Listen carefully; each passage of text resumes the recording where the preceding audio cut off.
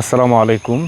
আপনারা জানেন ইতিমধ্যে মাননীয় প্রধানমন্ত্রী জননেত্রী শেখ হাসিনার শুভ জন্মদিন উপলক্ষে সবাইকে জন্মদিনের বিপ্লবী শুভেচ্ছা ও অভিনন্দন।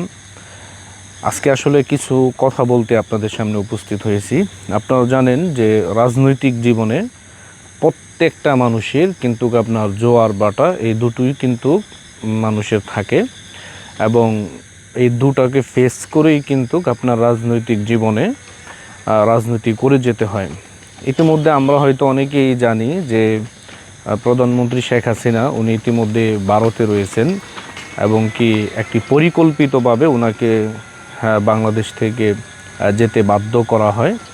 কিন্তু প্রশ্ন হচ্ছে আজকে যে ওনার জন্মদিন, একটা বিষয় আমার অনেক দুঃখ লাগে, যারা ইতিমধ্যে হাজার হাজার কোটি টাকা বা লক্ষ লক্ষ কোটি টাকা, এমনও নেতা আছে যারা কিনা আপনার কোটি কোটি টাকা ইনকাম করেছে, কিন্তু দেখা যাচ্ছে কি তারা এখন পর্যন্ত তাদের ফেসবুকের টাইম লাইনে একটা পোস্ট দিতে পারতেছে না। আসলে এগুলো কারা?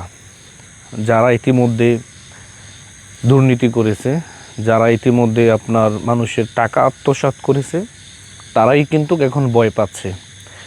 আর যারা ইতিমধ্যে এখনও সামাজিক যোগাযোগ মাধ্যমে বা সোশ্যাল মিডিয়াতে শেখ হাসিনাকে নিয়ে যারা এখন পোস্ট করে যাচ্ছে, তারা হচ্ছে মূলত শেখ হাসিনার আপনার একদম নিরীহ কর্মী, যারা দল থেকে 10টি টাকাও খায় নাই বা দলের নাম বিক্রি করে কোথা থেকে চাঁদাবাজিও করে নাই কোথাও থেকে। একমাত্র তারাই কিন্তু মনে প্রাণে শেখ হাসিনাকে ভালোবাসতেছে। ইতিমধ্যে কিন্তু আমরা সেটি কিছুটা হলেও অবলোকন করতেছি সামাজিক যোগাযোগ মাধ্যমে। দেখা যাচ্ছে কি আপনার জেলা ভিত্তিক নেতা থেকে শুরু করে যারা আপনার শেখ হাসিনার সময় যারা চেয়ারম্যান ছিল, তার দলীয় প্রতীকে যারা নির্বাচন করছে, এরকম অনেক নেতারাও কিন্তু কাছে আপনার তার আত্মগোপনে আছে, কিন্তু এখন পর্যন্ত সামাজিক যোগাযোগ মাধ্যমে তারা কিন্তু প্রধানমন্ত্রীর যে জন্মদিন, এই জন্মদিন উপলক্ষে কিন্তু পোস্ট বা কিন্তু এখন পর্যন্ত কিন্তু আমাদের চোখে পড়েনি। এখন প্রশ্ন হচ্ছে যে এই পরিস্থিতি কিন্তু সবসময় থাকবে না। এই পরিস্থিতি কিন্তু অচিরেই বাংলার মানুষ এই পরিস্থিতি কাটিয়ে উঠবে এবং কি এই যে সময়টা মানুষ এখন পার করতেছে, এটি কিন্তু সবাই একদিন মনে রাখবে। মূলত আপনারা জানেন যে আমাদের ইউটিউব চ্যানেল যখন আমি ভিডিও আপলোড করি, তখন আওয়ামী লীগের যে নিরীহ নেতাকর্মী যারা রয়েছে তাদের মনের একটি ভাষা বা তাদের যেই দুঃখ এবং কি বুক চাপা যে কষ্ট, এগুলো কিন্তু আমি দেখতে পাই কমেন্টের মাধ্যমে। এরকমও মানুষ আছে যারা আমাদেরকে বলেছেন যে আমরা কিন্তু শুধু দলকে সাপোর্ট করেছি, এই জন্যই আমাদের বাড়ি ঘর আমাদের উপর হামলা করা হয়েছে। কিন্তু দেখা যাচ্ছে কি যারা ইতিমধ্যে কোটি কোটি টাকা লুটপাট করেছে, তাদের হয়তো বাড়িঘর ভাঙচুর করেছে, তারা চাইলে পরবর্তীতে আবার সেটি করতে পারবে যেহেতু তাদের অর্থ আছে, টাকা আছে। কিন্তু যারা নিরীহ কর্মী যারা ছিল, তারা কিন্তু এগুলো আর পারবে না, কারণ তারা দিন আনে দিন খায়, তাদের অনেক ক্ষতিগ্রস্ত হয়েছে ইতিমধ্যে। এখন প্রশ্ন হচ্ছে যে আপনারা কেন পোস্ট করেন না? তার মানে কি দুর্দিনে আপনারা যদি দলের পাশেই থাকতে না পারেন, তাহলে আপনারা কেন সুসময়ে দলকে বিক্রি করে খেয়েছেন?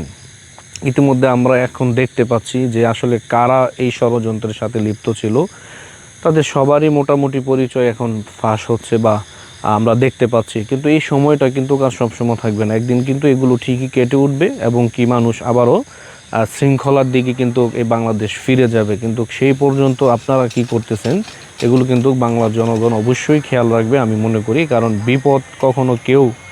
বিপদ কেটে গেলেই কিন্তু ওই সময় কেউ বিপদের কথাটা যে মনে রাখে না, এরকম না। এদেশে যারা নিরীহ কর্মী যারা রয়েছে, তারা অবশ্যই ওই দিনগুলোর কথা ঠিকই মনে রাখবে। এজন্য বলবো আপনারা এখনও সময় আছে যে আপনারা কেউ এরকম ইয়ের ভিতরে না থেকে আপনারা অবশ্যই যার যার জায়গা থেকে দলকে নিয়ে কাজ করেন।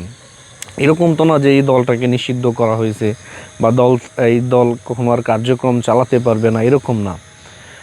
অবশ্যই এই দল কার্যক্রম চালাতে পারবে এবং কি এই দলকে এগিয়ে নিতে হলে কিন্তু এদেশের আপামর জনতা যারা কিনা মনে প্রাণে আওয়ামী লীগকে বিশ্বাস করে, তাদেরকে কিন্তু কাজ করে যেতে হবে। এটাই হচ্ছে আমাদের আগামী দিনের প্রতিশ্রুতি নিতে হবে সবাইকে।